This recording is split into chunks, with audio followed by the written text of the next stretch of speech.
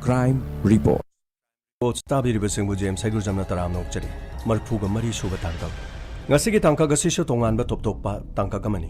thawdok ase Delhi gi RK Puram Sector 11 da thokkiba thawdok amani khungang amadigi acha thak hauraga yonba munna kauba mioi amana mahaki thela ama mafamduda hangduna pochei yonduna leram mahak thodok hendona mafam aduda pochei mahana acha thak hauriba mafam adugi mahakna semliba sing adu mafam aduda leiriba mioi sing yamna pamna chanaba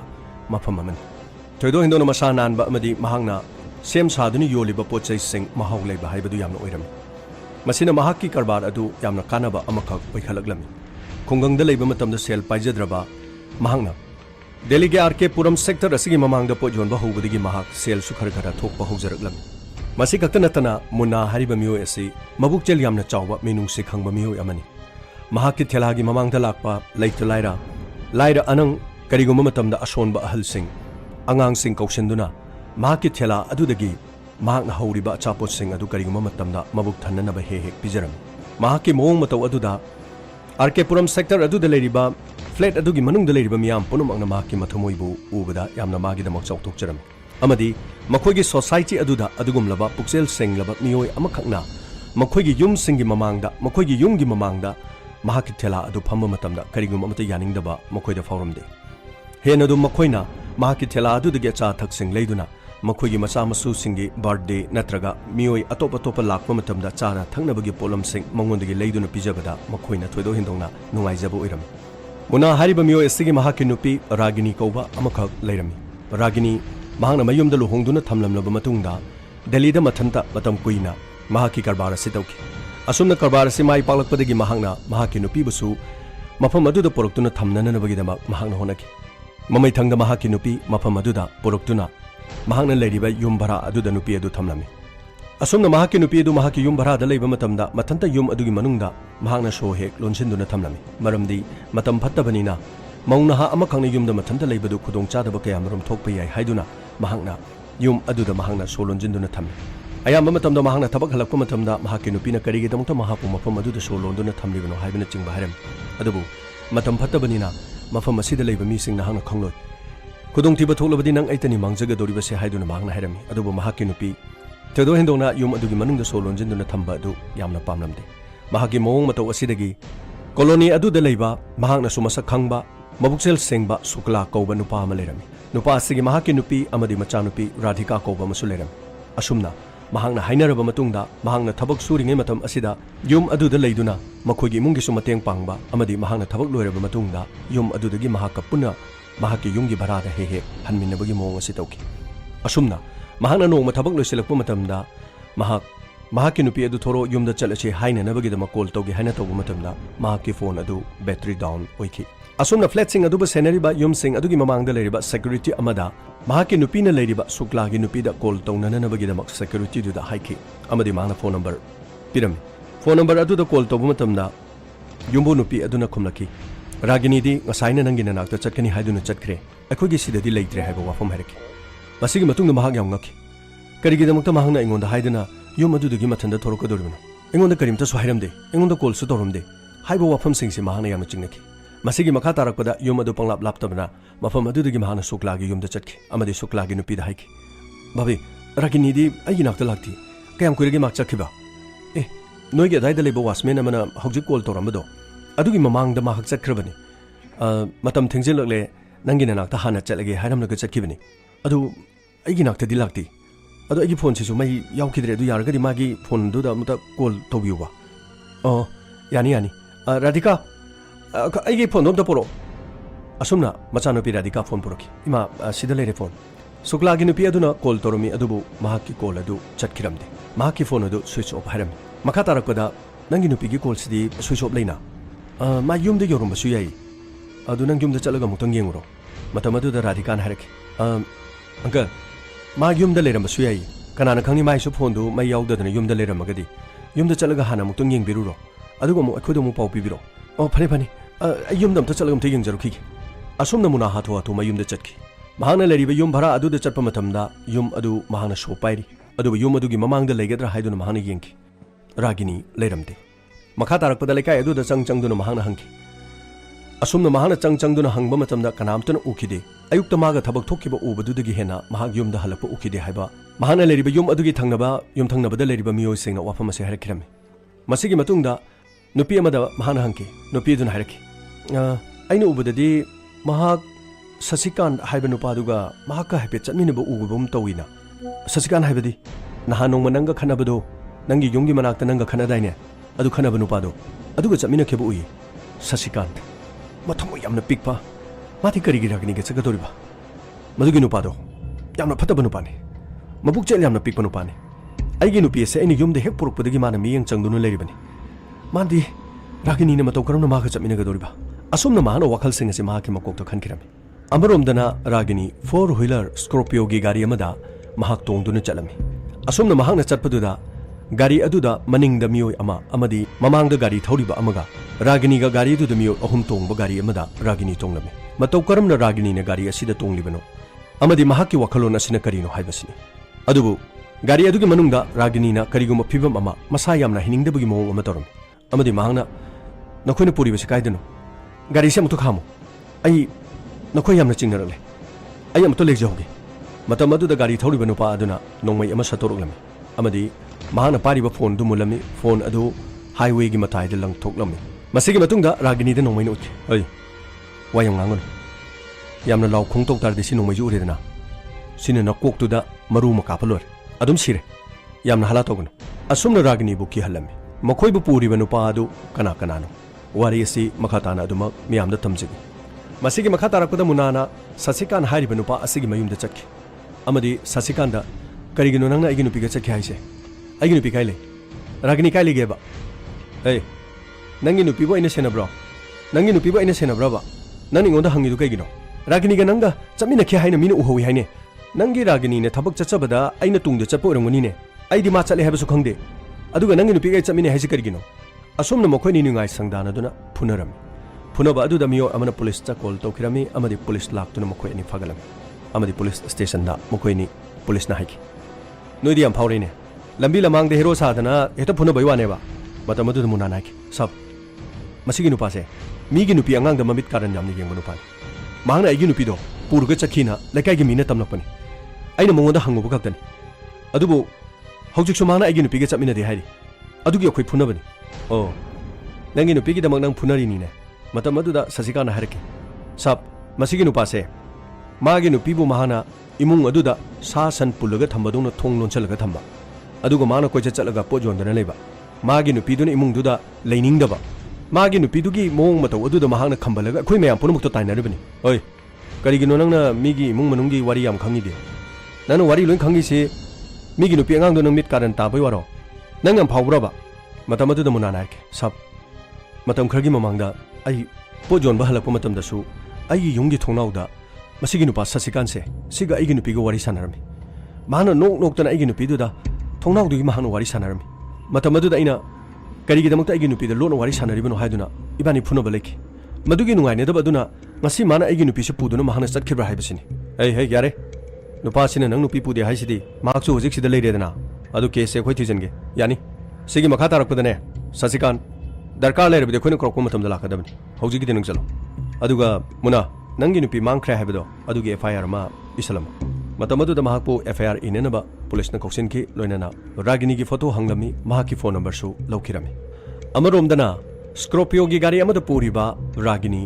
lamhang amada leiba farm house amagi manakta gari khamlami amadi gari aduda tongliba nupa ani aduna ragini bo mamai da fi kupsinduna yum amagi manungda ragini bo mokhoina chingchingduna purami amadi ka amagi manungda thonglon sinduna thamlami masigi matungda yum adudagi landline number amadagi ragini farak liba nupa ani dugi manungda amana call tokirami amadi phone du daiki bhaiya nanauna sinjarabani oh akhoi farm house to ada leire यारगदी खरा थुना लापियो असुमना हाइकिरम call तौरिबदु कनादनो phone तौरिबनु पा अदुनो कनानो वारी सिगी मखादा मियामदा तमजरके रागिनी ने योम अदुगी मनुंगदा लेरिंगे मतमदा महाकी मपुरोइबा मुनाना हाइकिबो वाफम कया निंगसिंगलाकलमी Ragini ngasi Delhi दा लाए अदो आइना नंगबु मतम साना युम सिदा पुरुक्तबै मरमसे नंग वारौगनोबा नंगनदी लोहंगलमलगा नंगबु हुंदोकलमले हाइदुना नंगनदी वारौरिबा नंगनदी ताइबंगपानगी मीसिंगसे लोइना फना उबै वानी मीसिंगसे यामना फत्रबनी अदुगा मफमसे अखोइने लेरिबो खुंगम अदु नते मफम असिदा करी थोकनी करी थोई हाइबदो नंग खंगददौ मतम अदुदा रागनी हाइके कनाना कैदौदोइनो अखोइने कनादा लालुगेबा नंगना इबो हुंतोकपिरमी कयादि कुइरे नंगना हुंतोमिसे अदो थेंगलसु थेंगना नंगना मफमसिदा पुरोकपसे याम नुंगाइरे अदो सिगी युमसिदा लेबदी ऐ कनासु किबिदेना अगो युमसिदा सना लुपा लेबसु नते हुरानबा कना लाक्तोइनो अखोइ सिदाबु करी लेगेबा कनाना इंगोंदा मिसौक चंगदोइनो अदु फग्रबा नंगोंदाबु कनाना यंगसिनदोइनो रागनी मधु नंगी वखन मफम असिदा लेरिबा मिसिंगसे अखोइना मथा थाजबा याबा नथि माना माना ngamnabagidamak setna setna chanariba ngaktani kanana khangani khudong thibana khoi gi tungda tanaduna leiribani haibase akhoi khangadabani matam punamukta nangi de adu ngaktani mi khudimokpu adumaina lana ubunu kedorogi adu phaba nangi wakhalon duda adu mafata bokan khali gaigino yum sida ina leiraga kanana kaidongni haino nati nati ai thabuk chalabasu yum sigi manungda nang adum lei ai mapanigi sodum lon selangani khara leira kanda mafam asigi chanabi mafam asigi miya tamna tamna khangna rakanda nangi de mokta so ina mafam ma singe aduga hafta khudingi bani senma yengba koiba chatpa adum chatna lorege dorogi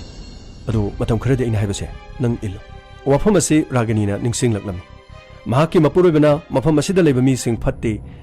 nangbu phanana bagi de mokta solon chinduna thambani haiba wafam sing ase ningsing laga mahak mapungning pena kapchakirami masigi makha tarakpudana police na ragini gi khungul yamna lik ragini gi call record sing police na chingthoki loinana ragini ga kana kana ga wari sanaki ragini ga kana kana ga mari leine haibana chingbasi police na yamna kopna thijenki amadi mahaki mapuroiba munna gi call su police na record punamak chingthoki masi khakta natana amuk ragini ga nakna leiriba sukla gi imung aduda leiriba myoi singa su ragini ga kari kari mari leine haiba asigi damakta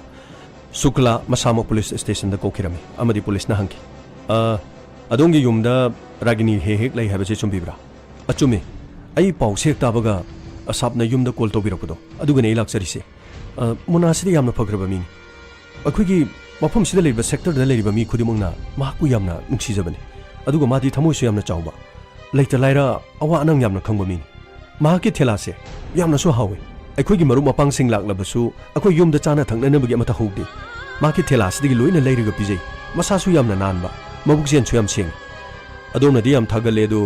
muna se yamna senge harise muna na mahaki nupi si masamang na kidnap to boira magadi nati sab mana di ke dongai da madu tawroi ai khudam ma haibabu ai gi chano piradika ayuk ngana hugalaga morning walk ke damak chale adubu mahana thela phamliba mapa si yoksalam dai da ai gi chano pina walking chat pa halak matam da mafam madu da leiba ngoksin na banu pa kharana ai gi chano pibu makhut paiduna chingduna makhoina langna phanaba sane matam maduda mafam maduda leiba miyam amatuna chenthoktuna ichanupi gi punsibu kanana bohna kidi adubu ayuk angan badagi thela hangduna phamliba munana changsilaga karigi damakta nupi masa sidana khoi mayam changna asumna usitana tawribano nakhoi police ta taura haiduna makhoi ohum mari adugu ma mathanta ko phuna leram madugi matungda mahak yam thina makhoi ohum mari na phuram mafam maduda leiba watchman phawbuna yengduna leram khana chaina badu khamdokpogi mahuta makhoi usinada basaduna thaiduna lotuna chenki wafam se ichanupi na tamnapani madugi matungdagi ichanupina call torokpadagi amadi mafam maduda lerma miyam punamok omsilakpadagi gunda singdo loina chenkiram adubu munadi khara thina soki matam maduda ina sangsinduna muna nang ngase agi chanupigi punsi kanbirabani nang sokpra nang krai krai da soke sab ai kaimta sokte sab mase agi tobum thokpani miyoba mana miyobagi khajik tang mating pangdrabadi kari torgani adubu sab ai ngasi yang waroi yengbiu si sanjay Sige security sanjay se ma ubni mahaki mamang magtada adongi nupi macha sibu langna phana duna chingduna sanabadu mahagi yengduna lekhibani chenchilaga kanbagi mahuta aina mokhoidagi radhika bu kanna bu honaba matamadu da mahakchu changchanduna ai bi iteng pangba yaidana adubu mahangna chen khiduna lot khribani mase yamna mabuk chen sengdaba nupani matamadu da suklana watchman adu daike sanjay wafam se chumra nangbu ekhoina thabak haplaga mafam sida thamisi siguma senana banatro अखोई इचानुपी mean लांगना फानबा सानरगा नंग ngak sen ngamdraga nang sida security obege kanarge ha nang sida security obege kanarge ba asumna hairaga suklana kupangna thake masigi makha tarakpada sanjay gi pungning da yamna nungai taba ama fauki masina maram oiraga sanjay na municipality da sector adugi mamang da thela amana pot yun chinduna mafam aduda amot akai sai thoe masina ayet apan pire haibo wafam si municipality da complaint toki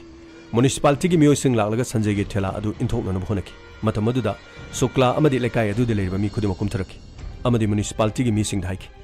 asab hoina to biri bese hoi niyom budi kai khange lambi matai do pot yon base adi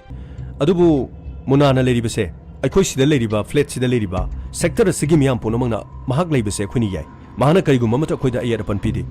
sector asida leriba miyam punamaki chana thangna base mahangna piribani aduga masananba mahangna horiba pochai singse chaba thakpada hawba ngaktani aduna sab aikhoida apanba leitabani na masi mahapu tanthokpigan aikhoina tanthoknabagi tawbu natine nakhoi sigi mafamdagi mi amana complaint torpagi tanthoknaba honabani ne kanana complaint torbi sab akhoi complaint tawdina noigi si security se sanjay na torukpane matamada sukla naiki sanjay nang sidalo sab ai soi gre sab ai bungapi nang na nahan gi thongdok ku dudagi lamon khumna na bagi damakta mahagi thela sinang na mafam sigi tanthokna honari bani ne pare nanga su yena daba akhoi ga su yena daba maga su yena daba nang asi dagi akhoi gi sigi sector sida ngasi dagi security oi bato nang amohna nangi na sakto sida utpe yaro aduga ngasi phawbugi nang na thabak torumagi tolok to law hojik pigi law asumna sanjay bu mahak mafam adugi tanthokhi haiba wafam asi police ta suklana tamnami masigi matungda police na muk hairaki adu orabadi mahaki nupi si sanjay na soidana maki kidnap tawbudi chenari jala police ki wakhalon tongana ma chatki police ki wakhalon da asumna haiki masigi makha amuk tarakpada munabu police na kokhi amadi mahaka nungaine da bakana kana lekhi haina hangi mahaki nungaine da wafam asi suklana hairamba sanjay gi wari adu sumhana hairaki madugi matungda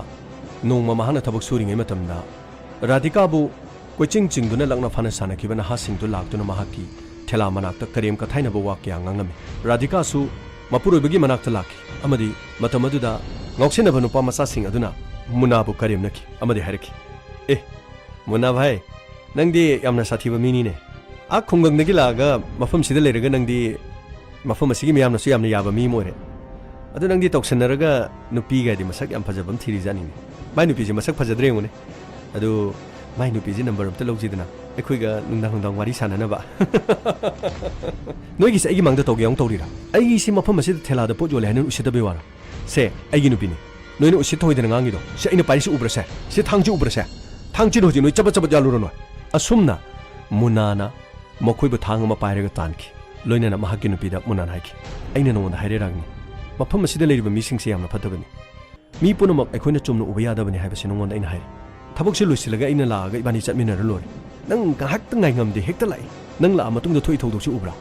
hoi yare to piroba ngoksena bugunda ngaktani mokhoiga mana birun mokhoiga mana banatine ngasi mokhoina asumna torobadi hayeng matungda mokhoi kari torokani nang cheksinga dabani ne aina ngangli se nangi egi phanabani wafam sing asi mahana police ta tamnam loina na hairiba miyoi sing radhika da ser sar toromba loina na mahaki thela da laktuna usit hoidena toromba miyoi sing da police na thigan anan magidama makha thaba police ki miyoi sing da haikiram masigi makha tarakpada police na cctv footage sing da ragini yumdagi thokiba yamna munna thikiram ragini ni yumdagi thokiba matam adu police na cctv da uram mahangna thokiba matung ngahak leirba matung da mahaki tungda security oiramba sanjay hariba mi adusu tung induna chatkiba uki masigi matung da police na sanjay busu kokotuna wahang pang toki ai nang thabak tagi thadala phawda ragini mangbu numit asida ragini ni yumdagi amuk tholokpa matamda nangna ragini matung ila chalidu kaigina asap please aingonda dumna lana habigan ai tasingna ahanbada ai munada lana khalu mahakpu su pojon da naba ai honaki adubu ai sumi masani ai su security oiduna thabak pujaban mafam adudagi thabak phangdraga su ai atopa mafam amada thabak togi aina numit aduda chatkibadudi aigi location soidani yengbiu aidi hospital da chatpane aigi mamado hospital da naduna leibane aigi mangda ragini chatle habada ai khangde aina thabak chachabada aigi mangda ragini chatpasu sar madu aina ragini gi matung in makobra sa oh pare nangi location yengani ko hospital da kari gumanang location oram da taragadi nang apabo ero hojiki dinang chalo aduga darkar leirabadi mafam se thado chatpe yaro phanisa yare nang chalo asomna mak chatki masi matung da police na mu makha taba police mi yodai ki masai yamna chingne mahaki location singdo mone yeng numit adu da hospital da ma lei leite haba se khong asomna police na haiki masigi makha tarapda numidang waram da farm house adu da ragini thong lonsin dena leribadu thong hangdorok lami thong hangdorok pa adu da ragini na miyo adu masak khanglami imung adu da nupa adu na thong lonsin khraba matung da yum adu gi mapan dana miyo anina sangduna leki masigi makha tarakpada खंगहौदना युम अदुगी मनुंगदगी रागिनी थोंग हांगदोक्तुना चेंथोरक्की महाना चेंथोरक्पा अदुदा संगलिबा नुपा अनीदुगी मनुंगदा नुपा अमना मखुत थांग मचा अमा पायरगा रागिनी गी तुंगदा तानकी रागिनी अदुमक चेनखिरम असुमना मफम अदुदगी खरा चलगा लेबा उमंग अमदा रागिनी चेनसिनखिरम नुमिदांग वायरम मतम उसिलकी मतमदु खरा सुममसिलकी अदुबु रागिनी उ अमगी मरुमदा लोतुना लेकी नुपा अदुना मखुत थांग अमा पायदुना रागिनीबु कोइथि थिखिरम मसिगी मखा तारकपदा नुमित खरनिगी ममांगदा राधिकाना वाकिंग हलकपदा लांगना फाना तौकी हाइबा मियोय अहुम अदुगी मनुंगदा अमा खोंगुल लिकिरम अमा खोंगुल लिबा हरोपदा पुलिसना मयुमदा चतुना हंकी मतम अदुदा महाक्सु मयुमदा लेरमदे ममादा कॉल तौहलमी कॉल तौबा मतमदा लुहोंगफम अमदा लई हाइबा वाफमसे हाइरकी अदुबु पुलिसना महाकी नंबर लौकी महाक कदाइदा लई हाइना थिगी लुहोंगफम अदुदा लईब्रा हाइना पुलिसना येंकी अदुबु मखोय लुहोंगफम अमदा लेरमदे मखोयने लेरिबा लोकेशन अदुदा पुलिसना मखोयबु कोइथि थिगी असुमना कोइथि थिबा मतमदा मखोयना रागिनी असे फाबु ओइरंगनी हाइदुना मखोयना मखोयगी लेरिबा मफम अदुदा पुलिसना कोइसिनकी मखोयने लेरिबा मफम अदुदा पुलिसना मखोय फागतकी नुपी अमगा नुपा अहुंगा लेरमकी अदुबु नुपी अदुदी रागिनी ओइरमदे मखोय अहुम पुलिसना वहंग पहंगबा मतमदा रागिनीगी किडनैपिंग असिगा मखोयगा करियमता मरी लेनरमदे अदुबु मखोयना पुरुकलिबा नुपी अदु मखोयगी ममानबा अमगा नुंसिनबदगी इमुंग मनुंग अनीने यानदबदगी मखोय अनी लोटना चलक्तुना लुहोंगनबो होनबनी मखोय लुहोंबगी चहीसु सुरे हाइना पुलिसता उलमी अदुबु पुलिसना मखोय थादोकी मरमदी मखोय अनी लुहोंगजबगी मतम मसा मसाना यानजरबदी चही सुरबनीना लुहोंगबदा पुलिसना अपनबा पीबसु यादे अदुबु रागिनीगी किडनैपिंग असिदा मखोय करिगुम अमता चेनद्रे हाइबसिदा पुलिसना मखोय थादोकिरमी मसिगी मखा तारकपदा रागिनीगी फोन लोकेशन कोइथि थिबा मतमदा रागिनीगी फोन हुंदोकिबा हाईवेगी मताइदा लेबा फोन अदु पुलिसना फंगबा ngamki amadi फोन फंगलिबा जगह अदुदा थौखिबा फोन फंगलिबा मतम amadi फोन अदुना लेमाइदा ताबा मतमदा स्विच ऑफ ओइखिबा मतम अदुदा थौरुखिबा गाड़ी सिंग अदु सीसीटीवी फुटेज ता यामना कुपना थिजनबा होकी सीसीटीवी फुटेज ता थिबा मतमदा गाड़ी अदुगी मपु राहुल कौबा मियोय अमनी हाइबसी पुलिसना खंगबा ngamki मसिगी मतुंगदा राहुल गी खोंगुल पुलिसना लिखि अमरोमदना मुना महाकी नुपी हलक्तबगिदमक महाकी थेलादा चाना थनबगी पोचे योनबा तोक्तुना युम भरा अदुगी ममांगदा उंगदुना फमदुना महाक कप्तुना लेखि पुलिसना मथौना लेना मखोयगी थबक अदु निंगथिना तौरमी असुमना निंगथिना तौबा अदुना गाड़ी अदुगी मपु मयुमदा चटखि मयुमदा चटपा मतमदा महाक मयुमदा लेरमदे अमसुंग महाकी ममादगी राहुलगी नंबर लौरगा राहुलगी लोकेशन पुलिसना कोइथि थिगी असुमना पुलिसना थिरकपा मतमदा राहुल फाकिरमी अमरोमदना पुलिस खरना अमुक शुक्लागी इमुंग मनुंगदा रागिनीगी मरमदा कुपना वा खरा अमुक हंकिरम मतमदुदा शुक्लागी नुपीना पुलिसता हाइरखि सब आई वाफम अमतंगदी आइसे अमुक हाइजगे नहानदगी आई वा अमदी सुम तंबदा चिथा लेरे करी वानो नहानदगी वाफम दु करिगी लोटपिरिनो असुक लुरकान सिदा वाफम दु करी मरी लेनबनो खरथुना हाइबियो साब समाय तोबने रागिनी से मागी मपुरेबा मुनाबसु याम नुक्सिजबा मुनानसु रागिनी से याम नुक्सिजबा माना थबक वाना सुबदुदा हेक लागा अयुक्तगी नुंगदावरम फोक्से अखोय युमदा दुमक लई अदुगा अखोय युमसिदसु माना अंगम थबक खरा सुम मतेंग पांग अदुबु अखोयना मंगोंदा सेन खरा पीबसे मा लौ यादि अदुगा मांगना हाय थंगनरिबा युमथंगनबसिंगदा सुम लैरगा सेन खरा तानगे अदुगा खंगौदना तालिबा सेनसिंग अदु महाकी मपुरेबदा पुथोके हायना मांगना खनबर खरा ले अदुबु थबक से महाना मागी नुपाददि लोसिलमी अदु अखोयगी युमसिगी हेक थंगनरिबा फ्लेटसिदा इंदर कौबा नुपा अमा ले इंदरगी युमसिदा माक थबक सुबा यावगेना अइंगोंदा हाइनबियोना अइना हायरगा मोय इमुंगसिदा थबक सुबा खरा यावे असुमना थबक सुबा यावबदगी फंगलपा पैसादुना महाकी मपुरेबदा पिरगा मतेंग खरा पांगेना खंजबजानी दो वाफमसिदि महाकी नुपादा हाइदोकनोना अखोयनासु मदु कयसु कायदबरा खनमदगी हाइदोकिदि अदुबु मतम खरा महा युमसिदा थबक तौरो मतुंगदा इंदर हाइरिबा नुपासिगा मागा यामना खनरखि मदुगी मतुंगदगी महाकसे इमुंग अदुदा थबक याव हाइबा याखिदि ओ याम नुंगाइरे अदु इंदर हाइसे काय लेगे अदु इंदर जी हुजिक लेरमगद्रो अदु सब इंदर सिसु ngasi नुमित निनि हुमनि सुरे माइ कासे थोंग लोलगा लेबा मासे कराइ सखिबनो खंगदबा अदु इंदर गी नंबर दि लेबिब्रो नंबर लेजै पुलिस ने इंदर गी नंबर द कॉल तौकी मसिगी मतुंग इंदर गी फोन सु स्विच ऑफ लेखि पुलिस ना मुखनकी किडनैपिंग असिदा इंदर सु सोइदनि यावरुंगनि हाइबा वखलोनसि पुलिस ना खनकी मसिगी मखा तारकपदा रागिनी गी कॉल रेकॉर्ड सिंग पुलिस ना फखतुनि येंकी मसिदा ससिकान हाइबा मियो असिना रागिनी दे याम तत्तना कॉल तौरपा अदुबु कॉल असि सेकेंड मरी मंगा खक ओइबा थिंगनकी मसिदा पुलिस ना हाइकी ससिकान हारिबा नुपा असिना रागिनी बु पामजबदगी कॉल तौरपोरंगनि अदुगा फोन असि रागिनी ना थोइदबदगी ककपोरंगनि masina makoi wari sanaba si second khar ka wari sanaba oikani matam du da police amana mai ke adu sab masi makoi gi aron ba court amada sanaba oram lagadi sab madu su khana be adubu nungthil gi pung ani makhai tarak pu matam da kamini haiba nupi amaka call torom ni se kamini se kanano masi khoi thigasi masi gi matung da sukla gi nupi da kamini khangra haina hangki matam adu da sukla gi nupi na kamini khangi mahak su asumna mi gi mayum da thabak suba nupi amani hairaki masi gi makha tarak da police na kamini gi khongul liki kamini gi khongul liba matam da kamini na numit adu da makoi ni cinema yengba chatmina se haiba wafam haiki adubu wafam asi mahak ki mapuri ba khangalamde adubu mahak cinema yeng se hairaga laktabadagi pung ani makhai taraba faw laktabadagi ayum da dum halle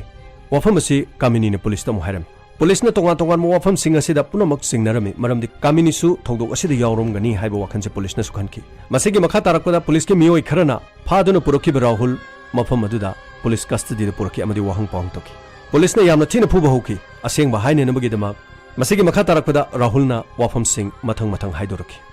sab masi punamak se plan se international manisa indergi yumda ragini matam khragi mamangda thabak yawromi thabak yawbududa sab inderna noma kamini na thabak subududa kamini da sen piki sen piba aduda indergi aningba thunghalo piriba sel sing asigi mathakta sel yamna pige haiba wafam sing ragini da haiki adubu ragini na ai khungangdagi lakpani lairaba nupini adubu nangna khaliba wakhando aingonda gidi phangba ngamlo aduga ai aduguma nupidu nati wafam sing ase hairaga mahaka khanaki amadi mahaki mayumda amukhana thabak suba satkidi wafam sing ase indarna khoida tamamisa adubu masigi makhada indar yamni kaiki magi mafam dalaman khumba pangki maram asina mahana wafam se aikhoida hudurkodagi aigi manaba suresh ka loinana thabak suminabi kamini hariba nupi ase aikhoina pau piraga cinema yengse haiduna koktholaga aikhoina mabu namduna aikhoigi yumda thabak suhangani haiba wafamda kamini ga hainaraga mafam adudugi puraki mahakta sengmadi yamni yaningkhide asumna khoina thabak sufamdu takke haiduna mahakpo aikhoigi gari da puduna lakhibani adubu gari dugi manungda mahana law khongdu torokudagi mahaki phone du mulaga langthoki amadi khoina nongmaina namduna mamai da fi amuba mukupsalaga akhona farm house da porokpani farm house da poroklaba matungda aina indar da call thoki indar numidang wairam lakhi indar na lakpaga thong hangdoktuna manungdu da changki manungdu da changkhraba matungda ngaihak leraga imung adudagi ragini nanthurki ragini nanthokhtuna chenkhiba aduda khoina imungda kari tawre haiduna yengba matamda yum adugi ka manungda indar leimaida taduna siduna lerumki adudi madi matau karam haliba sab indar hariba mi ase mafam asida nupi pupuduna indar hariba nupa se mana pamba nupi pupuduna mafam asida heglai aduga mafam asida mahangna asugumba thabuk singje chathe asumna ragini gi ka da mahangna thonglonjin leke bai basisu ragini gi izzat putem sinna ba soidin honarongani madugi makha tarakpada mafam adu da leiba yot kumba amana ragini na indar gi makok ta kya rakhana kan khiba male leimai da indar taduna leram asumna indar na leimai da taba adu dagi aina thang macha ma pairaga amu ragini bu tanabani oh adudi indar gi asiba masadi kada leba asumna asiba masadu hanglame asiba masa hanglaba matungda asiba gi leifam adu rahul na taklami makoina farm house adugi nakanda phumjin kiba adu police ta taklami police na leipa ko thoktuna indar gi asiba haksang kokhatki amadi police na rahul bu makha tana phukiram ragini kadai da lebagi haiba wafam si hangkiram masigi makha tarakpada ragini gari maning de yawi haiduna hairaki gari gi maning hangdoklubada ragini gi asiba masa oina yawrongki police na amuk rahul bu yamna thina phuki kari gi damukta nangna ragini halibano haiki ragini mafam adudagi indar bu hatuna chatkiba matungda umang amada mahak chinsinki madugi matungda mahana su indar bu halabanina mafam adudagi nanthokhtuna chakhrabadi akhoi loina mak khanglaklagani haiduna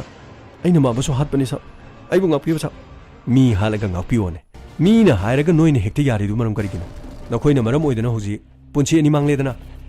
indar gi punchi mangle ragini gi punchi su mangle dana masigi matungda police ke mioi kharana kamini su phadana porokhi amadi kamini do wahang pang toki nangna nangi na manabi asibu sel kaya lawruga nangna cinema yengse haiduna porokno yam sing hayo koida sab indarna lupa lising manga pire cinema yengse haiduna ragini bu koktho hai adugi matungda makhoi ni mamanaba ma tharaga makhoi anoba thabak sufam ama ragini ne thabak suba yaba yum ama takani haiduna gari da puki sab aidi makhoi ne smaina hatkani haibadi khangde sa thabak suba mafam takke haibadu da ina makhoi digi lupa lising manga do phanghobani oh lupa lising manga do lawru bagi da mak hojik tinang chahi kaya jail da chahi kya leiba tarine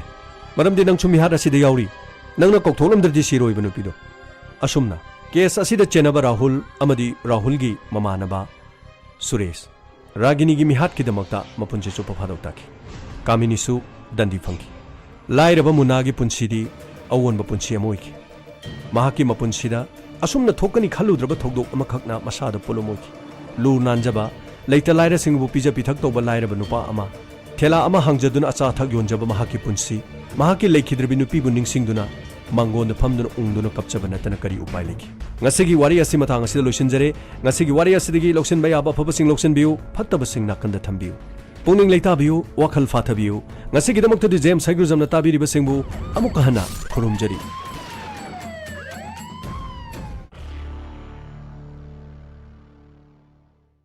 Crime Reports. Aromasibu tabiri ba singbu james saigru jamna taram nok chabugal loina nai kong nona khurumjari marfuga manga suba tangkakta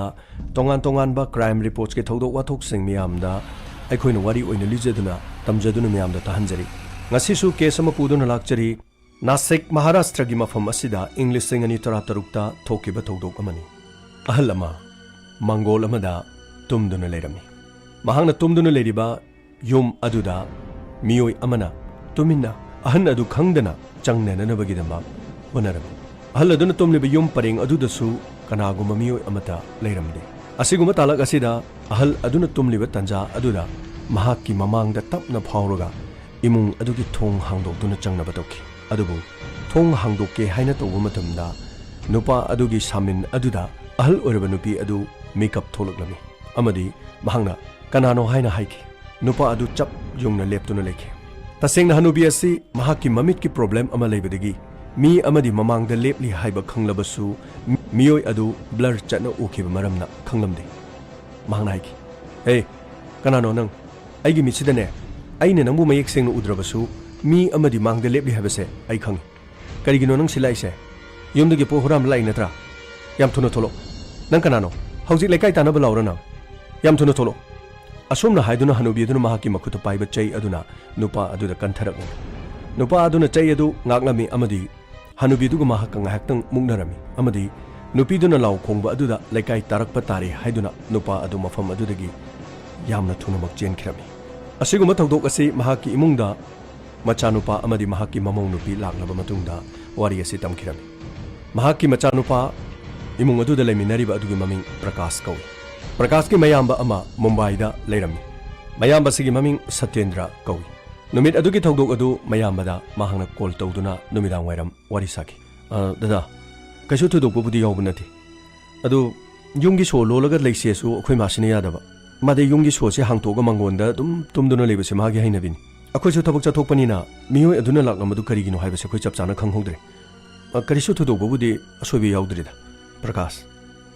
नयाम वा माहिगे इमागे मितो मफम अदुदि येंगबदा नाथै जागदब मानद्रे इमादो पुरगा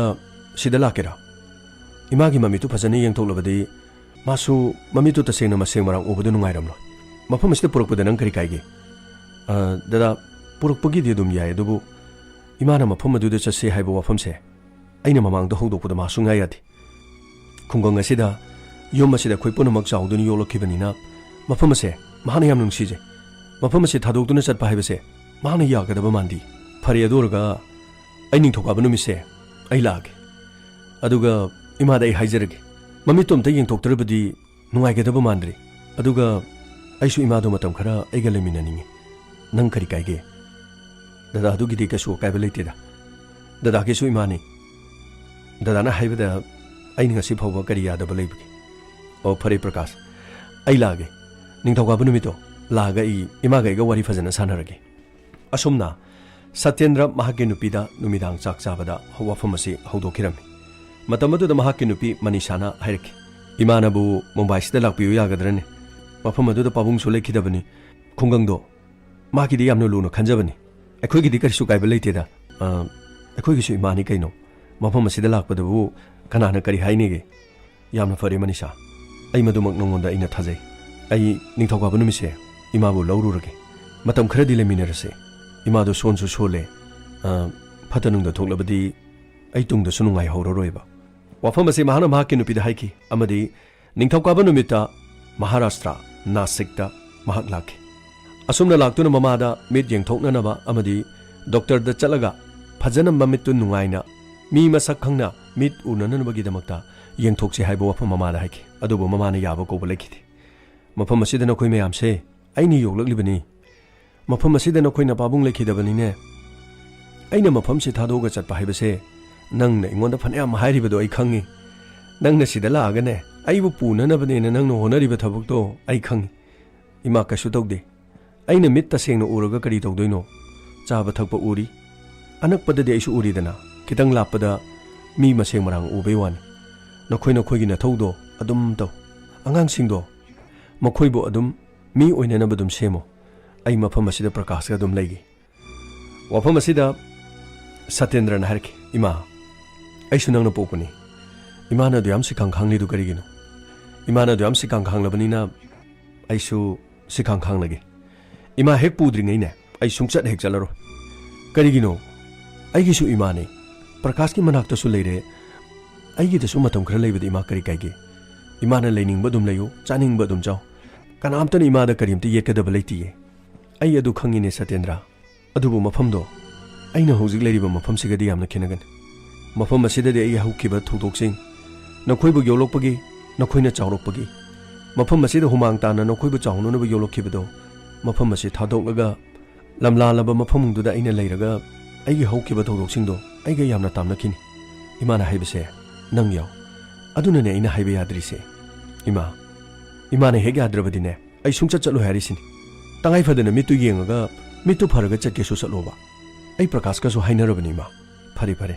नंगने याद्रबनिना चटपा तारेदना अदो आई याम कुइनदि लेबे ngमोइको आई मफमसे आई याम कुइना थादोकपा ngमोइबा होय फरे इमा मितु येंगलगने मतम खरदि लेरो अदुगा मुक चलो इमा असुमना अहन ओरब नुपी महाकी ममिंग रेणुका हारिबा नुपी असि महाकी मचानुपा अहन सत्येंद्रना मुंबईदा मुक पुरखिरमे मुंबईदा डॉक्टर द ममित निंथिने येंगनखि अदुबु महाकी कॉर्निया अनिमक यामना थिना सोकले मिट असि ऑपरेशन तौरबसु अहन ओइबा मरमना यामना कन्ना थुना फगलकदबदि मानदे हाइबा वफम डॉक्टरना हाइखि अदुबु हिदा गुली चादुना अमुक्तंग ट्राई तौसे हाइदुना डॉक्टरना हाइबदगी महाकु ट्रीटमेंट चथरमी अमदि सत्येंद्रगी युमदा ममा अदु यामना नुंगाइना लेरमी सत्येंद्रगी लोइनबी मनीषा लोइनना इमुंग अदुदा तन्वी लोइनना तन्वीगी हेक मनाउ नुपा मुकुल कौबा अमसु लेरमी तन्वी हारिबा नुपी असि कॉलेजता मही मसिंग तमदुना मतिक चाबा मी अमु ओइननबगीदमक थवाइ याउना मही मसिंग होनबा नुपी अमु ओरमी मुकुल हारिबा असिसु इमुंग असिगी अंगंबा मतेंग खरदि पांगदुना मपागी मतेंग पांगननबनी हाइदुना क्लास 12 पास तौरबा मतुंगदा गारीगी वर्कशॉप अमदा मेकानिकी थबक तौदुना था अमदा लुपा लिसिंग अहुम फंगदुना मपागी मतेंग खजिक्तंग ओरबसु पांगननबगीदमा होनबा मियोय अमु ओरमी असुमना इमुंग अदुदा रेणुका अहन ओरबी नुपी अदुना लेबा मतमदा मसु अनि अमदी महाकी ममौ अमदी महाकी मचानुपागा अदुमक नुंगाइना लेरमी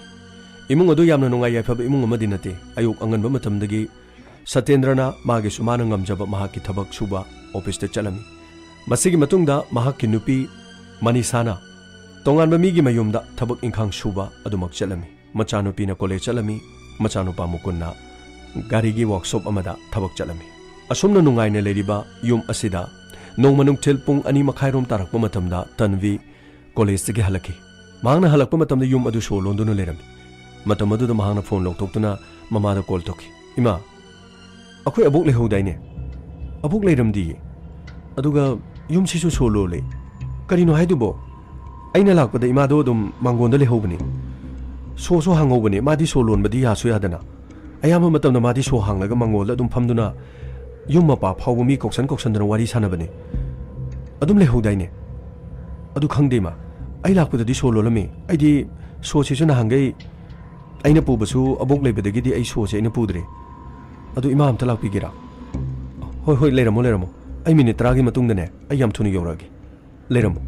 तंजा असिदा तन्वीना लेकाय अदुदा महाकी मबोक कदाइदे चटखिबो उई कदाइदा कनागा चटखि हाइबो वाफम सिंग असि थंगनबा युमथंगनबा सिंगदुदा हंगलमे युमथंगनबगी मियो सिंग हारके नखोय नबोकती कनामतगा चटखिबो उदे अयाम मतमदा युम ममांगदा दुम फमदुना दुम लेदाइने वाफम सिंग असि दुम हारके मसिगी मतुंगदा तन्वीगी ममा मनीषा लाके सो हांगदुना युम अदु थोंग हांगलमे युम अदुगी का थोंग हांगदोकपा मतमदा युम याइदा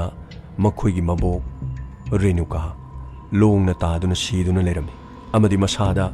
amadi leimaida ina pungang ngangduna leirami masidaida tanvi amadi manisa leimaida taduna leiriba renuka gi fibam adu ubada makhoi ani kaplami amadi satendra da pawa si pikirami satendra mafam adu de yam thuna laki mama gi fibam adu ubada mahak yamna kaplami lekai gi misu loina omsilaklami amadi police ta paw piki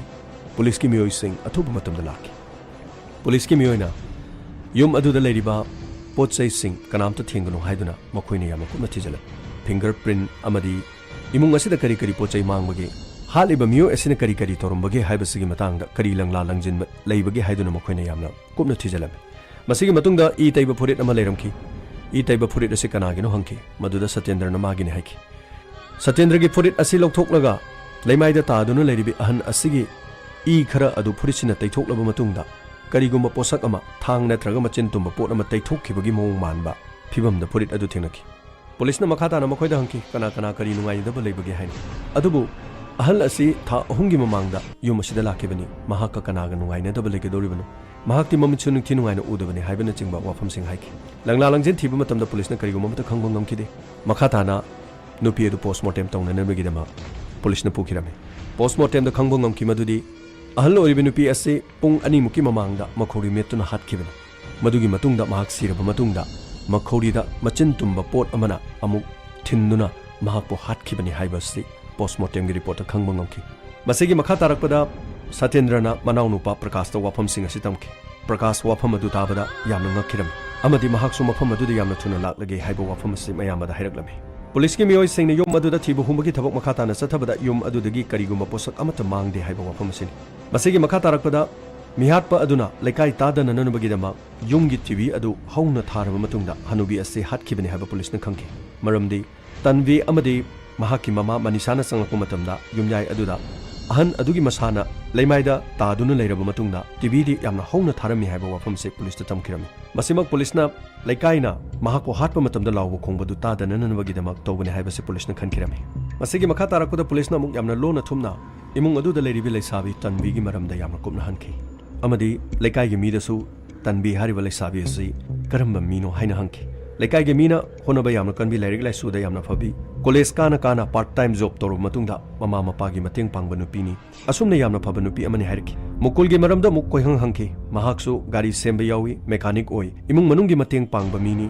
atopa kariguma crime amata chenaba mina te haibase makoina khangba ngamki masigi makha tarakpada apokpa Satyendra da police na mo hangki imagi maramda kari kari leibagi haiba wafam asida yamna kana hangki matamaduda Satyendra na haiki imadi chaningdabani aina namduna purokpani mahaki mamitu nungai tabadagi mafam asida yenge haiduna aina porokhibane aduba doctor na masagi sahi yamba maramna mid adu operation tawrabasa thoidokna kanararoi haiba wafam hairakpadagi hidaguli chaduna leibani haiba wafam haiki masigi makha tarakpadasu college da chatuna tanvigi maramda police na chigatki matamaduda chamanaba wafam da khangba ngamkhirami madudi lairik laisu yamna phaba part time job tawba amadi mahaki boyfriend phawba leitaba yumgi mama mapa gi yamna khanjaba tunggi asada matik chaba nupi ama oige haiduna mahi masingda thawai yoga nupi ni haibasi chapchana aduma khangba ngamki masigi matungda manau nupa Prakash Mumbai yoksilakirami amadi Prakash pusu police na hangkirami matamadu da Prakash na haiki inspector yo masida akhoi da dana imase aiga tanaraga pukhibane aduga akhoi chinnaw kaisu nungai na daba nuksina daba kai gumbam ta leiti akhoi chinnaw di akhoi da dana haikre dai lore aduga kaisu nungai taba thodom ta thokte da dana Mumbai da leirasu aini yumda imaga lehobo iragasu tha gi pesa mafam masida dum da dana pesa pire masi kakta sunatana imagi hidak langthak amadi chana thaknaba imagi yama khale ayama matamda khoi da su masung ngamnaba dum hona jabani pesa nungsa di yam paijadaba adu mahaki macha ani su dum yamna phai mama mapa gi mating pangi akhoi babi manisa su yamna phaba nupi amani imung manungi kitang mating panglabadi haiduna ina kera khunba yumda leiba factory singda thabuk suba chale aduga yumgi mating adum pangi adu koina khanbada nakhoi gi dadana tangai phadabagi pude adabagi puri jalo natraga nakhoi gi babi ga khara yanadaba mahana yum sida lakpachi lahaning da bugum leijalo anati nati akhoi dada amadi akhoi babi de dumaina tobo mi nati makhoi pukche yam chawbo mi masi phawbada makhoi na toktorok thabakta dung magi mami mata tadi makhoi na mafam sida lehening dragadi masamang na mafam adu da laga ima pubugi maram se leiroidra khale inspector madugi wafam du madi agi yamba madi agi babi da madugi wakhal du mata di khanbi ganu please oh yanu fare akhoi di thigate yadabani hangde adabani adunani waraw yadi police na chingna ba pumba wahang hangduna makhoi kari kari khangnana ba honaki adubu kari gi mata phangba ngamkide masigi makha tarakpa imung adu da leiriba miyoi singi call record amadi details sing adu makhoina loina chingthokduna kana kana go wari sanai karamba number sing ayam matam do wari sanai mihat asiga kari mari leinarunga dagi haiba sigi matangda police na yamna kana thigalami mihat adu da matau karam ahan oirabi renukabu karam na hal ibano kari marungi damak ahan asidagi kari aningba apamba leibadagi hal ibano haiba wafam ase makhoina khanki masigi matungda ahan oirabi renuka more sanskar torami imung manungi miyoi punamak sanskar tawfamda makhoi tengthaduna kaplami masigi makha tarakpada Satyendra police station da amung lakhi mamagi misi asigi matangda tumba chaba yakhide police ta yamna toina hangki misi asigi matangda kadi chingnaba leirabage haiduna police ta yamna toina hangami police na makha tana hairaki nakhoi magi misi asi matangda khungangda thokiba thodo amagi makha tarakpo oigadra na khoina khale haibadi khungangda su huranba changlakpagi paw ama Prakash na khoida tami machi chumbra Satyendra na haiki chumisa wafamdo aidi aina thengna jawbu nate adu aigi naw Prakash na ingonda tamlaki madudagi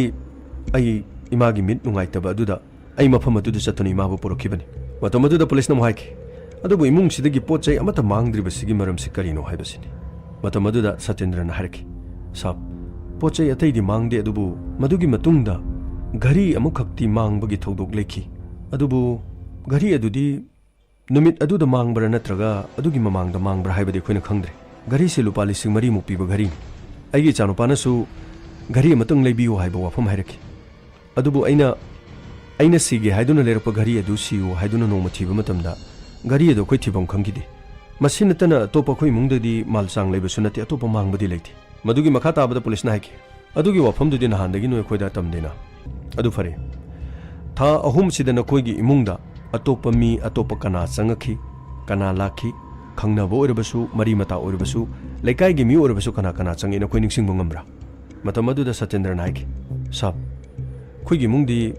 yam ka hena sen thum pai bi mung sunate lekai gi mi su thoine imungda dum changakte hoi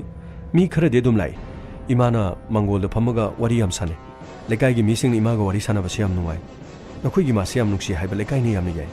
tha ahum khaktang mana leibaduda lekai si mana loina mak joi toki adubu hoi sab mi amukhakhtang de khoi mungda lakhi akhoi gi TV se yadabani ada imana akhoi chathokar kanda TV yengbase mahak phangdragasu TV gi khonjel asi taraga mahak yumda hegle TV yadaba si yalu natrabadi khungangda chatkigani haiba imana phawo phagi dorami madugi matungdagi aina Ifran kouba TV semba mechanic ama yumsida kouraga aina TV semanki TV si sembada matamadu aisu yumda leki adubu imana TV sembaduda TV gi volume adu khara hongna sembiu madi mamitsi yamna sengna ude mit udabana mamangda lepa mi sing asi maseng marangi mi masa khangba ngamde aduna TV di yengba nate TV asigi khonjel se taraga yumda leibani haiba wafam se mahangna su haiki adubu madugi matung tarakpada ai TV semagi paisa piramlaga ayumdagi thorki adubu TV sembadudi TV dum semori aina TV du yana na ba semamu aidi chataba yade haiduna thamami aina halakpada su TV du dum yarami masina tabadi sab atopa thodopa ri suleiti oh yam nungai hauju makha ta bai khoi yamna kumna thijin kige masigi makha tarakpada akhoi dum paw dum bijarki masigi makha tarakpada police ki miyoi sing aduna TV semba Ifran hariba mi asigi khongol liraki Ifran na thabak yawi hariba dukan aduda mahak amuk chalame matam aduda dukan gi mapu aduda police ki miyoi sing naiki noi dukan da ngasi Ifran lakpro asab Ifran ti lakta bukuide mathong marang khangba mi na te da sab amuk lai amuk lakte amuk lai amuk lakte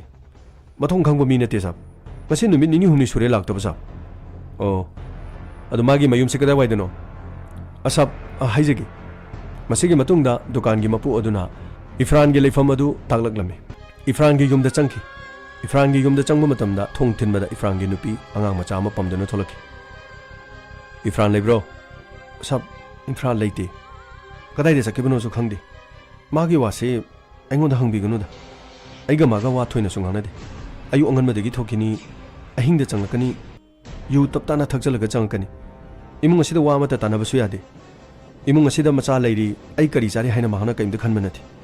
magi wase heng ningsinubada aigi asaubi oduna leirabni sa oh fare fare adu mala adi police station da yam thuna lo hayuko asumna haraga mokhoi tholoke amadi lekai gi miyoi amada ꯀꯩꯅꯣꯝꯇꯪꯒꯤ ꯁꯤꯗ ꯂꯩꯕ ꯏꯐ꯭ꯔꯥꯟ ꯍꯥꯏꯕ ꯃꯤꯁꯤ ꯀꯔꯝꯕ ꯃꯤꯅꯣ TV ꯁꯦꯝꯕꯒꯤ ꯃꯦꯀꯥꯅꯤꯛꯁꯨ ꯑꯣꯏꯕꯅꯤ ꯑꯗꯣ ꯃꯊꯣꯡ ꯆꯥꯗꯦꯗ ꯌꯨꯝꯗ ꯃꯥꯕꯨ ꯇꯤꯚꯤ ꯁꯦꯝꯃꯣꯅ ꯀꯧꯔꯗꯤ ꯌꯨꯝꯗ ꯄꯣꯠ ꯍꯨꯔꯥꯜꯂꯨ ꯂꯥꯛꯑꯣꯅ ꯕꯥꯇꯣꯟ ꯇꯧꯕꯒ ꯆꯞ ꯃꯥꯟꯅꯩ ꯃꯥꯅ ꯍꯦꯛ ꯆꯪꯈꯤꯕ ꯃꯐꯝꯁꯤ ꯍꯦꯛꯇꯃꯛ ꯄꯣꯃꯥꯡ ꯆꯃꯥꯡ ꯑꯗꯨꯝ ꯊꯣꯛꯄ ꯂꯩꯀꯥꯏꯅꯁꯨ ꯌꯥꯝ ꯌꯥꯗꯕ ꯃꯤꯅꯤꯗ ꯁꯥꯕ ꯑꯩꯈꯣꯏꯗꯤ ꯀꯥ ꯍꯦꯟꯅ ꯋꯥ ꯉꯥꯡꯅꯗꯦ ꯑꯗꯨꯒ ꯒꯟꯖꯥꯁꯨ ꯌꯥꯝꯅ ꯊꯛꯄꯅꯤ ꯃꯇꯝ ꯄꯨꯝꯅꯃꯛꯇ ꯅꯤꯁꯥꯗ ꯑꯗꯨꯝ ꯉꯥꯎꯔꯒ ꯂꯩꯕꯅꯤ ꯍꯧꯖꯤꯛꯁꯨ ꯑꯗꯨꯝ ꯒꯟꯖꯥ ꯊꯛꯇꯅ ꯂꯩꯔꯝꯒꯅꯤ ꯑꯗꯣ ꯃꯥ ꯍꯧꯖꯤꯛ ꯀꯗꯥꯏꯋꯥꯏꯗ ꯂꯩꯔꯝꯕ ꯌꯥꯒꯦ ꯅꯪ ꯈꯪꯕ꯭ꯔꯣ ꯑꯁꯥꯕ ꯑꯩ ꯈꯪꯉꯤ ꯑꯁꯥꯏ ꯃꯐꯝꯗ ꯃꯟꯗꯤꯔ ꯑꯃꯟꯕ ꯑꯃ ꯂꯩ ꯃꯣꯡꯁꯣꯡ ꯑꯣꯏꯅ ꯇꯧꯕ ꯑꯃ ꯑꯗꯨ ꯖꯒꯥꯗ ꯂꯩꯔꯝꯒꯅꯤ ꯑꯗꯨ ꯐꯔꯦꯅꯤ ꯅꯪꯅ ꯃꯇꯦꯡ ꯄꯥꯡꯕꯩ ꯄꯥꯡꯕ ꯃꯥꯏ ꯖꯒꯥꯗꯣ ꯑꯗꯨꯐꯥꯎꯗ ꯑꯃꯨꯛꯇꯪ ꯇꯥꯛꯄꯤꯔꯝꯃꯣ ꯍꯣꯏ ꯐꯅꯤ ꯁꯥ ꯑꯁꯨꯝꯅ ꯅꯨꯄꯥ ꯑꯗꯨ ꯄꯨꯔꯒ ꯄꯨꯂꯤꯁꯅ ꯂꯥꯛꯈꯤꯔꯝꯃꯤ ꯄꯨꯂꯤꯁꯅ ꯂꯥꯛꯄ ꯃꯇꯝꯗ ꯍꯥꯏꯔꯤꯕ ꯃꯐꯝ ꯑꯗꯨꯗ ꯏꯐ꯭ꯔꯥꯟ ꯐꯝꯗꯨꯅ ꯂꯩꯔꯝꯃꯤ ꯄꯨꯂꯤꯁꯀꯤ ꯃꯤꯑꯣꯏꯁꯤꯡ ꯃꯐꯝ ꯑꯗꯨꯗ ꯆꯪꯁꯤꯜꯂꯛꯈꯤ ꯃꯈꯨꯠꯇ ꯒꯟꯖꯥ ꯅꯣꯏꯔꯗꯨꯅ ꯒꯟꯖꯥ ꯊꯛꯅꯅꯕꯒꯤꯗꯃꯛ ꯆꯦ ꯑꯃꯗ ꯃꯍꯥꯛꯅ ꯒꯟꯖꯥꯁꯤꯡ ꯑꯗꯨ ꯌꯣꯝꯁꯤꯟꯗꯨꯅ ꯁꯦꯝꯂꯝꯃꯤ ꯄꯨꯂꯤꯁꯅ ꯈꯨꯗꯛꯇ ꯆꯪꯂꯛꯇꯨꯅ ꯒꯟꯖꯥ ꯑꯗꯨ ꯀꯥꯎꯊꯣꯛꯈꯤ ꯑꯃꯗꯤ ꯃꯍꯥꯛꯄꯨ ꯆꯤꯡꯈꯠꯈꯤꯔꯝꯃꯤ ꯍꯣꯏ ꯁꯞ ꯀꯔꯤ ꯇꯧꯔꯤ ꯁꯥ ꯅꯣꯏ ꯀꯅꯥꯅꯣ ꯑꯩ ꯒꯟꯖꯥꯁꯦ ꯋꯥꯅ ꯂꯧꯖꯔꯨꯕꯅꯤ ꯁꯥ ꯑꯩ ꯒꯟꯖꯥꯁꯦ ꯊꯛꯆꯒꯦꯅ ꯑꯩ ꯇꯧꯖꯕꯅꯤ ꯑꯩ ꯒꯟꯖꯥꯁꯦ ꯀꯩꯗꯧꯕꯩ ꯂꯪꯕꯤꯅꯣ ꯁꯥ ꯑꯩ ꯅꯪꯅ ꯃꯐꯝꯁꯤꯗ ꯅꯨꯡꯉꯥꯏꯅ ꯒꯟꯖꯥ ꯊꯛꯇꯅ ꯂꯩꯔꯤꯅꯦ ꯅꯪ ꯑꯁꯦꯡꯕ ꯈꯪꯅꯤꯡꯕ꯭ꯔꯣ ꯑꯩꯈꯣꯏꯅ ꯂꯥꯛꯏꯁꯤꯅ ꯑꯁꯦꯡꯕ ꯈꯪꯅꯤꯡꯕ꯭ꯔꯕ ꯅꯪ ꯁꯞ ꯀꯔꯤꯅꯣ ꯍꯥꯏꯕꯤꯗꯨ ꯑꯩ ꯀꯅꯥꯗ ꯀꯔꯤ ꯀꯥꯏꯈ꯭ꯔꯒꯦ ꯁꯥ ꯑꯩ ꯒꯟꯖꯥ ꯊꯛꯀꯦꯅ ꯇꯧꯖꯕꯅꯦ ꯑꯗꯣ ꯑꯩ ꯀꯔꯤ ꯇꯧꯖꯔꯒꯦ ꯁꯥ ꯑꯩ ꯅꯪꯅ ꯀꯔꯤꯒꯤꯅꯣ ꯍꯟꯗꯛ ꯃꯔꯛ ꯗꯨꯀꯥꯟ ꯊꯣꯛꯇ꯭ꯔꯤꯁꯦ ꯑꯗꯨ ꯅꯣꯏ ꯑꯩꯉꯣꯟꯗ ꯍꯪꯕꯩ ꯀꯩ ꯃꯊꯧ ꯂꯩꯒꯦ ꯑꯩ ꯗꯨꯀꯥꯟ ꯊꯣꯛꯅꯤꯡꯉꯦ ꯊꯣꯛꯀꯅꯤ ꯗꯨꯀꯥꯟ ꯊꯣꯛꯅꯤꯡꯗ꯭ꯔꯦ ꯊꯣꯛꯀꯅꯤ ꯅꯣꯏ ꯅꯊꯧ ꯀꯩ ꯂꯩꯒꯦꯕ ꯅꯣꯏ ꯀꯅꯥꯅꯣ ꯑꯩ ꯑꯩꯈꯣꯏ ꯄꯨꯂꯤꯁꯅꯤ ꯑꯩꯈꯣꯏ ꯐꯤꯖꯝ ꯁꯦꯠꯂꯒ ꯂꯥꯛꯄꯁꯤꯗ ꯅꯪ ꯄꯨꯂꯤꯁ ꯑꯣꯏꯅ ꯎꯗ꯭ꯔꯕ ꯅꯠꯇ꯭ꯔꯣ ꯂꯥꯎ ꯆꯠꯁꯤ ꯑꯩꯈꯣꯏ ꯀꯅꯥꯅꯣꯗꯣ ꯄꯨꯂꯤꯁ ꯏꯁꯇꯦꯁꯟꯗ ꯆꯠꯂꯒ ꯃꯁꯛ ꯐꯖꯅ ꯇꯥꯛꯀꯦ ꯂꯥꯎ ꯆꯠꯁꯤ ꯂꯥꯎ ꯁꯞ ꯀꯔꯤꯅꯣ ꯑꯩ ꯀꯔꯤꯝ ꯇꯧꯗꯦ ꯁꯥ ꯁꯞ ꯑꯩ ꯐꯥꯕꯤꯒꯅꯣ ꯁꯞ ꯄ꯭ꯂꯤꯖ ꯑꯩ ꯐꯥꯕꯤꯒꯅꯣ ꯁꯥ ꯑꯩ ꯆꯠꯂꯣ ꯀꯥꯈꯠꯂꯣ ꯁꯤ ꯑꯩ ꯒꯥꯔꯤꯗ ꯀꯥꯈꯠꯂꯣ ꯆꯤꯡꯈꯠꯂꯣ ꯑꯁꯨꯝꯅ ꯄꯨꯂꯤꯁꯅ ꯃꯍꯥꯛꯄꯨ ꯐꯥꯗꯨꯅ ꯄꯨꯔꯛꯈꯤ ꯑꯃꯗꯤ ꯃꯍꯥꯛꯄꯨ ꯋꯥꯍꯪ ꯄꯥꯎꯍꯪ ꯇꯧꯈꯤ ꯃꯁꯤꯒꯤ ꯃꯈꯥ ꯇꯥꯔꯛꯄꯗ ꯏꯐ꯭ꯔꯥꯟꯅ ꯄꯥꯏꯕ ꯐꯣꯟ ꯑꯗꯨ ꯃꯍꯥꯛꯀꯤ ꯅꯝꯕꯔꯁꯤꯡꯒ ꯏꯃꯨꯡ ꯃꯅꯨꯡꯒꯤ ꯃꯤꯑꯣꯏꯁꯤꯡ ꯑꯗꯨꯒ ꯀꯣꯜ ꯇꯧꯅꯈꯤꯕ꯭ꯔꯥ ꯍꯥꯏꯕꯗꯤ ꯃꯤꯍꯥꯠ ꯑꯁꯤꯗ ꯃꯈꯣꯏꯒꯤ ꯏꯃꯨꯡ ꯃꯅꯨꯡꯗꯨꯒꯤ ꯃꯤꯑꯣꯏꯁꯤꯡ ꯌꯥꯎꯕ꯭ꯔꯥ ꯍꯥꯏꯕꯁꯤ ꯄꯨꯂꯤꯁꯅ ꯌꯥꯝꯅ ꯀꯨꯞꯅ ꯌꯦꯡꯁꯤꯟꯈꯤꯔꯝꯃꯤ ꯑꯗꯨꯕु इमुंग मनुंगी मियोय अमतगा इफ्रान गा वारी सानखिबा कोल द पाव फंगनबा मिहात असिदा चिंगनबगी वाफम अमत फंगकिरमदे मसिगी मखा तारकपदा पुलिस कस्टडीदा पुलिसना वहंग पाहंगनब तब मतमना इफ्रान हारखि अइगी नुपीदो याम फत्तबने सा मांगना इबु ओक्ते निसा चाइना इबु कंप्लेन तबोरमने नत्र सा अइ मफम असिदा लाइसे अइगी नुपीना कंप्लेन तब नत्र सा अइ नंगी नुपीना कंप्लेन तब नतेने नंगी नुपीना कंप्लेन तबगो मरी लिंगनदिने नंगने लेरिसे मई थक्तनी नंगनो हुजिक फमलिबा जगासे मई थक्तनी नसादो फुगेसु फुबम लेतिने हायु नहांगना अहन ओरबा नुपीदु नंग मतौ करमना करिगिदम हातन हायु नसा बाइदे हाते क्राइदे अहन ओरबा नुपीनो अइना कनामता हाते सा ए नचिंदु थीगनुने नतुना हाइजगे सा अदुगी मथंग नुमित हनुबीदो हातपा नुमितुदै इसाजे गंजा थंनिंबने ngauki yumdasu पैसामता लेतबा अदुगा दुकान थोक्त्रबनिना पैसाजु लेतबा अदु मतुंगदगी आई अमुक निंगसिंगलखि हनुबीदु नुंथिंदो मा मथंदा मयुमदा लेबनि ममिचु का हेन उदबनि अदुरगदि इमुंगदुदा मखाताना करिगुमा पोचै लेरमखिगद्रा आई अमु हना चसिरा हाइदुना आई युमदुदा इलाखि आइनि युमदुदा लाकु मतमदा लेखाइगि मिसुमता लेरमथि तंजादुदा आइना मखोइ इमुंगदा चंखि मदुगी तंजादुदसु हनुबीदु इमुंगदुदा तुमदुना लेरमि महंगना तुमबदुदा आइना तुमिना चंखि आइना लौबा याबा पोत चै थिबा मतमदा इमुंगदुदा करिमता लेरमथि मखोइ इमुंगदो करिगुमा पैसा सना लुपा अमता थमदबा यामना कानादबा इमुंगने मोइ इमुंगदो अदुदा आइसि साउखि आई साउरगा मखोइगी अदुदा लेबा करिनो पोट अमा पाइरगा आइना साउमनखिदुना आइना लंगुबनि आइना पोट लंगबै मखोन ताबदो हनुबीदो मी अमा चंगेना माना कनानो हाइना हाइरखि ए कनानो अदा लेदु कनानो मी म लेपि हाइबदे उइने आइगी मिचिना मयेक सेंगनो उदबै वाने नंग कैदोबा लाइनो युमसिदा होजे आइना लेकाइसि ताननबा लाउरदि नंग यामना थुना फारगा नंग पुलिसता पिगनिदो कनानो हायो नंग कनानो असुमना हारगा हनुबीदो आइगी नाक्ता चंगसिलखि अमदि आइगी गला पाइदुना माना चिंगसिनखि अदुगा माना हारखि ए नंगदि टीवी सेमबदुनिना अखोइदा टीवी सेमबा नुपादुनेबा नंग टीवी सेमबा लागा ngasi na mung nang huran balakpa hoji aina lekai tanaba law tare ne nongje asumna mangna lekai tanaba lawge to bududagi matamadu da aina hanubi dugi makhori melaga aina mahaku leimai da aina intubane ei karigino duga nang hanubi du da makhori melga nang hali be marum karigino ba sab du da hadrabadi madi tv semani ngarang la amaduni habudi madi khangre ai chakhrabaju TV semani haini khangagadi ai khudong thibu oinena ina mahakpu namdana ina lemaida mu makhoridu aina metuna hatpani aina mu horin gyan taraklaga aigi mingmu palabadi yamna nungairoidra khanbadagi aina mu TV semadi hek puba aigi katar ma puthoga mahaki khoridu aina mu chapke ai yamna kike madu natrabadi aigi upai mata sulekide aduga aina makhoigi manak nakpada leba furit amada aigi katardo taithoklaga aina lang thomadi asumna ai yum adudagi thorokpa matamda thongjinda makhoigi shodu lerame soduna yumdu aina lonchelamlaga yam thuna ai mafamduda lakhibani sa o kaisu nattaba nangi ganja kharagi damakta maman liamnaba miyoi ama nangna halibani imung adu hojik kari awabo erige senang khangraba nangi kari sunataba nisa pusaduna nangna nayumda na cha leiriba nangi nupi leiribadu matau karamna thaksige matau karamna makhoibu hingansige haiba wakhandudi nangna khande nangi pikliba na cha matau karamna semgani nangna somna ganja thaklaga na punsidu lenba yagadraba hojikti mi su hale nungsiraba na cha nungsiraba nupi gi maithong ubu phangaro na punsi chupado jail da legaduriba nangonda pangaduriba exe karino khangba aikhoini yamna chawna charge se thanggaduriba criminal conspiracy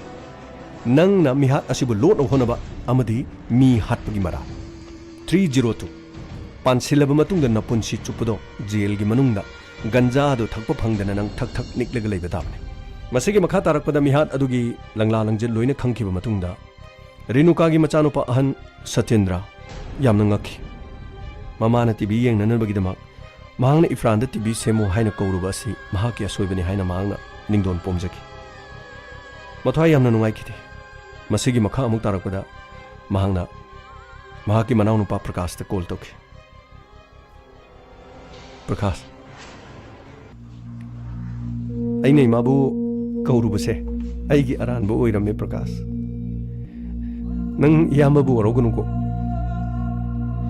aini mabu mafam asida puramdrabadi imadu siramhoidabani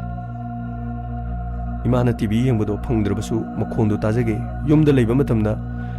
TV du taraga yumdu sange haibadu da aina TV sembado kawrubani akoina nonganbadagi thabak chale yum madu da kanamta leitre imabu yum sanghalubase akoigi aranbani Prakash nang yamabu waragunuko Prakash Dada na kaigi pungninga dumaina sonthabirino imagi laibakta sumna tho haiduna tambanani dada na kawbugi nati dada na kawbudusu imagi mit phananabani aini imabu mafam asida layengbu ngamdabadu dada na Mumbai gi hospital amada pubidun imabu yenglibadudi thongdok thokpagidi mafam asida su huranba machangnanba honaramidudi akoisu thabak suba chatpanina yum asida imana sanghobado numit adudasu huranba mayumda changamidana adubu laibok phabadigi ma kaisu tahoudrabasu mahaki laibokta sumna tho haiba tamkhibadunani dadana dumaina pungning sonthabirabadi karam togani mukulgi amadi tanbigi da makhanbiu akhoinigi imagi laibokta sumna tho haiba tamkhibanani dada asumna machin manau mama lekhidaba adugi matangda yamna thawai nungaitana kaminarame Police na charge thangkatuna Ifranbu 302 amadi mihatpagi conspiracy mihatpa lot nanabagi mapunchi chupa phadok taki ngasigi wari asidagi loksin biu aphabatama phatabadi nakanda thambiu pungning leitabiu wakhal fathabiu mathangda crime ama puduna mulakchage tabiriba singbu James Hegurjamna amukahna khurumjagi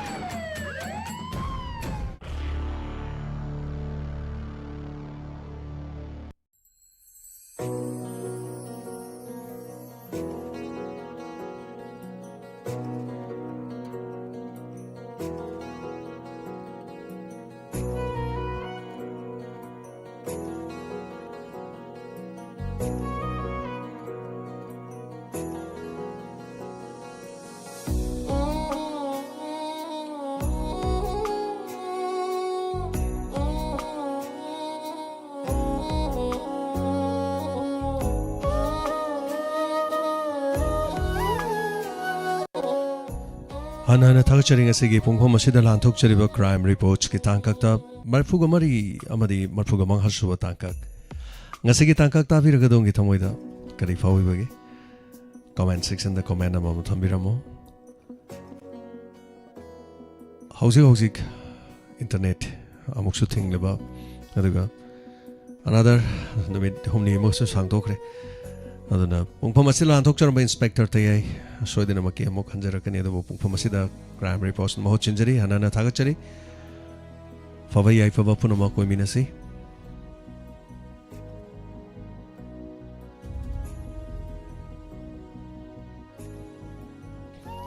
hanana thagachari ngasigi takka kasida yaubiriba pumnama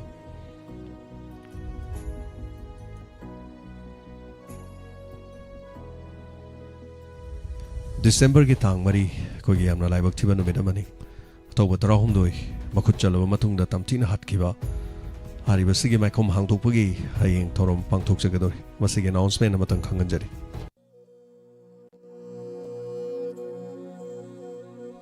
Athoba tara humdoi gi ningsing khobam maikom hangdokpagi thoram December ki tang mari English sing ani kunga mari yumchake sanumit poinu gi humni chanba ayuki pungni pan taba matam andro khunau tarong thel kamo koireng Imphal East Manipur da pangthok jagani thorom masibu miyam khudimangna sarug yabinaba sinja langjariba athoba tara humdoi ningsing thorom lukki maikai digi miyam puno ke mafamda ikok nona khurumjari ayuki pungni pan taba matamda miyam punba laishon tinchon penaya kairon maikhum hangdokpa athoba singda thang tagi ikai khumnaba utpa miyamna hekat lekat tamba leipak ningba isei numidang athoba tarahumdoi gi khubamda maira katba sinja langjariba thoba tarahumdoi ningsing thoramlo laibak thiraba thodok asi ing komja lising ani kunga humdoi December gi mari ningthau kaba numit ki ayuk pung mapan makhairom taba matamda Tengnopal gi district ki laithau amadi malthom khun ani gi marakta laibak thiba thodok amada athoba tarahumdoi gi punsi mafam aduda loikhi leikhidraba makhoi gi thawai ne hinghoriba thawai kaya mikap thokhan lari leipak amana e katpada pamudaba e katpangamba macha kaya leiri makhai nongmadi shoidana yeknaba singbo mai thiba pirakhini makhut challaba singbo makhut hanba ngamlaroi haibagi matagum ot neidana athoba tarahumdoi gi punsibu numit asimaktada yeknaba singna hatki adumlaba December gi tang mari athoba tarahumdoi gi ningsing khobam hangdokpa numit athoba tarahumdoi gi ningsing khobam maikhum hangdokpagi thoram December gi tang mari English sing ani kunga mari yumchake sanumit poinu gi humni chanba ayuki pungni pan taba matam andro khunau tarong thel kamo koireng Imphal East Manipur da pangthok jagani thoram masibu miyam khudimangna sarug yabinaba sinja langjariba athoba tarahumdoi ningsing thorom lukki maikai digi miyam puno ke mafamda ikok nona khurumjari ayuki pungni pan taba matamda miyam punba laishon tinchon penaya kairol maikhum hangdokpa athoba singda thang tagi kai khumnaba utpa miyamna hekat lekat tamba leipak ningba isei numidang athoba tarahumdoi gi khubamda maira katba sinja langjariba thoba tarahumdoi ningsing thoramlo